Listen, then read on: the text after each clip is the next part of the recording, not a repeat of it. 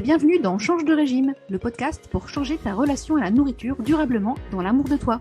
Je suis Anne-Lise Paillard, coach de vie certifiée pour ALE Coaching, et dans chaque épisode, je te donne les clés pour perdre du poids durablement en allant voir les causes du problème. Au-delà de ce que tu manges, pourquoi tu manges. Si tu as déjà pensé que le Nutella était plus fort que toi, tu es au bon endroit. Je veux t'aider à trouver comment tu veux manger pour te nourrir et te faire plaisir, pour en finir avec l'alimentation émotionnelle et compulsive, changer ton régime de croyances et de pensée. Et si c'était facile de perdre du poids, c'est ce que je veux te faire découvrir dans ce podcast. Parce que perdre du poids, c'est possible pour toi. Bonjour et bienvenue dans mon podcast où je te donne des conseils pour perdre du poids différemment et durablement dans la bienveillance. Parce que je sais que perdre du poids, c'est possible pour toi.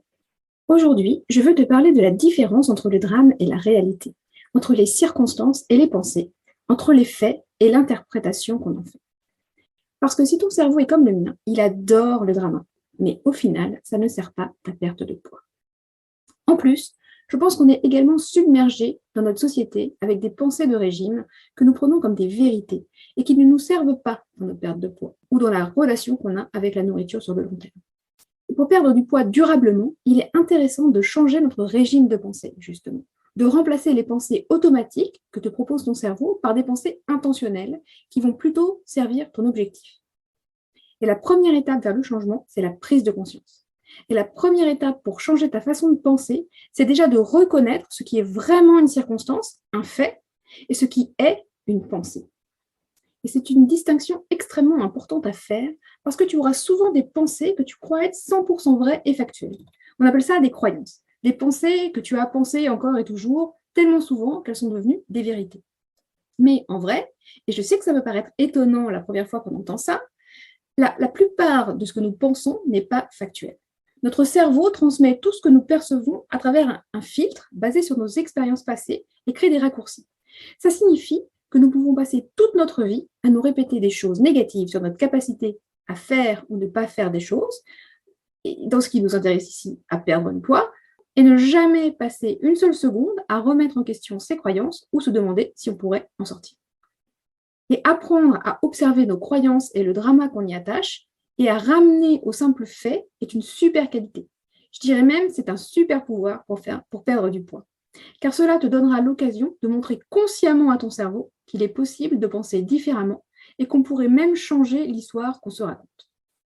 Plus tu améliores ta compétence à te détacher du drama pour te ramener aux vraies circonstances de ta vie, plus ça deviendra facile et automatique. Et c'est ce que je veux faire dans ce podcast, rendre ta perte de poids facile. Alors, allons-y. Alors, qu'est-ce que c'est une circonstance exactement ? En fait, une circonstance, c'est tout ce qui se passe en dehors de toi ou tout ce qui échappe à ton contrôle direct. Le monde qui t'entoure, c'est une circonstance. Les autres personnes, leurs actions, leurs comportements, les choses qu'elles disent, sont tous des faits. Le chiffre sur la balance, c'est une autre circonstance. Ce sont des choses qui peuvent être mesurées et des choses qui ont été dites et que personne ne pourrait remettre en question. Ta taille, ton poids, ton âge, l'heure qu'il est. Et si tu demandes à toutes les personnes qui sont dans la pièce, elles te décriraient de la même façon ce fait et tout le monde serait d'accord. Les circonstances peuvent être prouvées devant un tribunal. Ensuite, et c'est très important à savoir, les faits ne sont ni bons ni mauvais en eux-mêmes. Les circonstances sont neutres, jusqu'à ce qu'on y attache des pensées et une signification. En fait, ce sont les pensées qui amènent les jugements et le drama. Ça signifie que tout ce que tu identifies comme une circonstance doit pouvoir être prouvé devant une cour de justice. Et ça signifie qu'une circonstance ne comporte jamais d'adjectifs comme trop ou pas assez, ni de beaucoup ou de toujours, voire de jamais. Une circonstance ne comporte pas non plus de jugement. Je devrais, elle ne devrait pas. Tout ça, ce sont des pensées. Et ça va te sembler gênant au début parce que ton cerveau est vraiment habitué à traiter rapidement les informations qu'il reçoit et en tirer des conclusions. Ton cerveau veut vraiment être efficace et te faire gagner du temps. Car pour lui, c'est du gain d'énergie. Et son but, c'est de faire le moins d'efforts possible. Parce que c'est comme ça qu'on maximise nos chances de rester en vie. Et une chose qui peut vraiment être utile pour différencier les faits des pensées, c'est de les écrire. Ça t'aidera à ralentir et à vraiment identifier ce qui est vrai et ce qui est une interprétation. Donc, tu prends une feuille de papier et à n'importe quand de la journée et tu écris tout ce qu'il y a dans ta tête. Ou tu peux poser une question, tu peux te poser une question à toi-même et pouf, tu écris tout ce que tu penses. Tu laisses le flot de pensée faire et sans jugement. Et un test facile, lorsque tu essayes de vérifier si quelque chose est une pensée ou une circonstance, c'est de lire la phrase à haute voix et de voir si cela te provoque une émotion. Quand tu es devant une circonstance, il n'y a pas de drama, justement, c'est neutre. C'est justement la pensée qui va teinter la circonstance de jugement et de drama. Les circonstances sont neutres jusqu'à ce que ton cerveau y attache une phrase, ta pensée dessus. Si tu penses qu'une circonstance te provoque une émotion, c'est qu'il y a une pensée cachée que tu n'as peut-être pas encore identifiée. Ce ne sont pas les circonstances qui nous provoquent nos émotions, mais ce qu'il y a entre les deux, la pensée. Par exemple, ton mari pourrait avoir dit tu n'aurais pas pris un peu de poids dernièrement? Et tu pourrais te sentir comme une tu me passes l'expression. Ton cerveau va te dire que les mots t'ont fait te sentir mal. C'est ce que ton mari a dit qui fait que tu te sens mal, en fait. Pourquoi il a dit ça? Mais ce n'est pas vrai. Ce sont tes pensées sur les mots qui font que tu te sens peut-être énervé, coupable. Et la façon la plus simple de le savoir, c'est de te demander qu'est-ce que je pense quand j'entends ces mots qui me font ressentir l'émotion que je ressens? Qu'est-ce que je pense quand j'entends ces mots qui me font ressentir l'émotion que je ressens?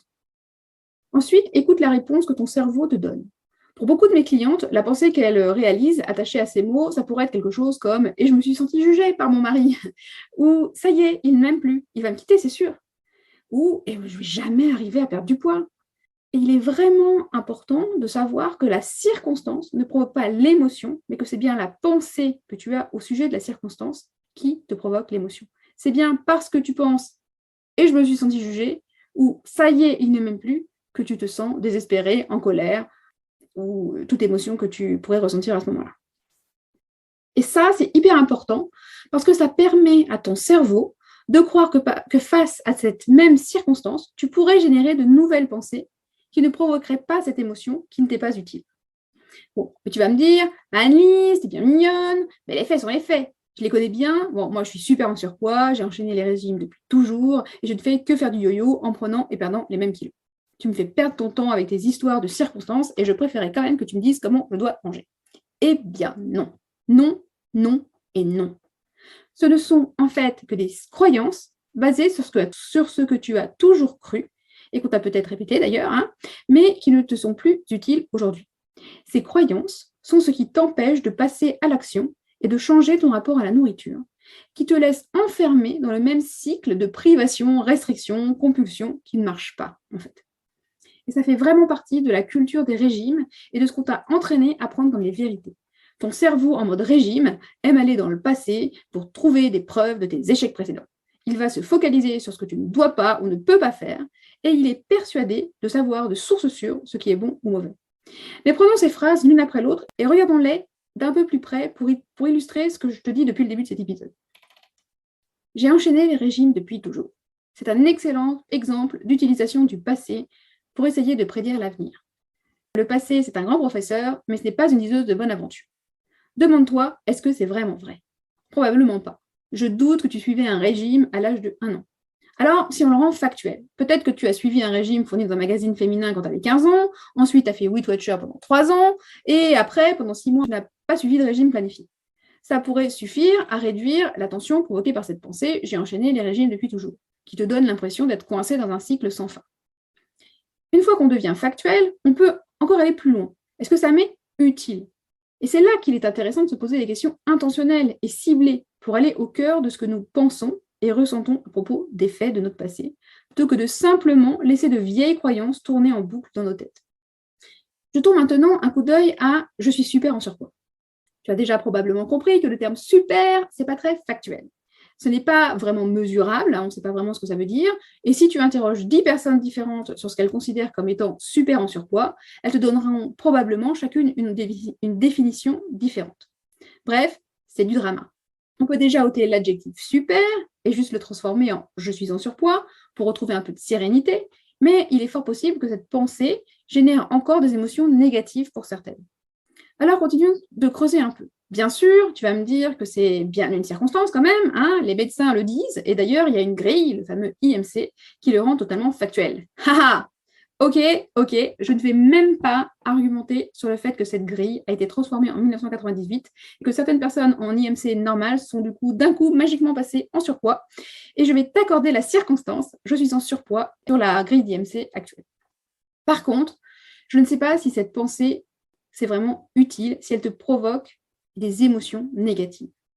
Parce que c'est aussi une partie des régimes de pensée en mode régime qui fait un problème du poids que tu pèses. On s'enferme sur le chiffre, sur la grille, au lieu de nous focaliser sur les actions et sur comment notre corps se sent et qu'est-ce qu'il ressent.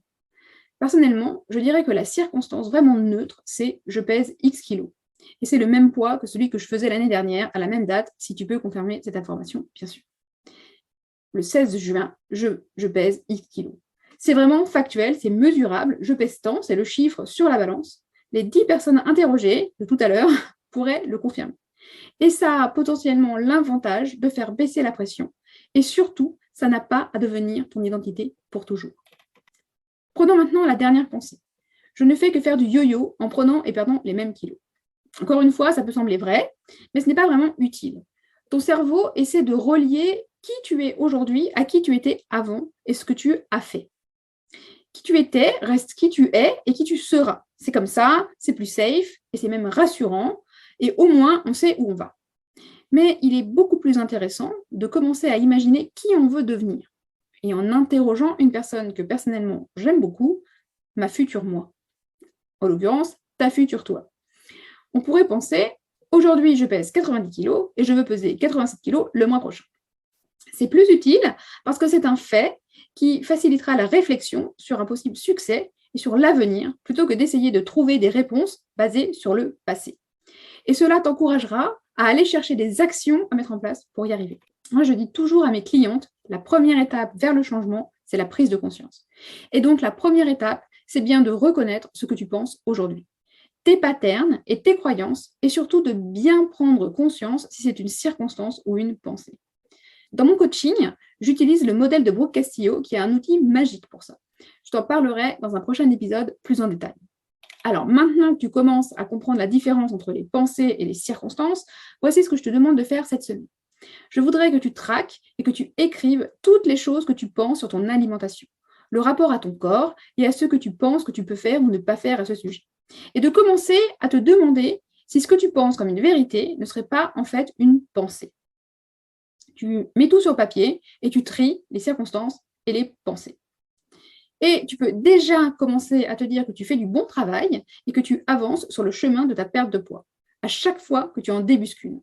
Dans un prochain épisode, nous verrons quoi faire ensuite, mais crois-moi, cette étape est fondamentale. Après, c'est complètement normal de ne pas y arriver toujours sur le moment. C'est également un exercice extrêmement intéressant à pratiquer sur un événement passé de la journée et même de la semaine dernière. Mais si c'était facile d'enlever le drama, de faire baisser la pression, ça commencerait par ça. Lorsque tu t'entraînes à reconnaître quelles sont les circonstances et quelles sont les pensées, tu apportes tout de suite un peu de soulagement et de neutralité. Tu commences à te débarrasser de tes jugements, ou du moins à reconnaître que c'en sont bien. Et tu pourras alors prendre conscience des croyances qui d'ailleurs peut-être ne t'appartenaient même pas au départ. Et ça peut tout changer. Voilà ce que je voulais te partager aujourd'hui. J'espère que ça t'a plu.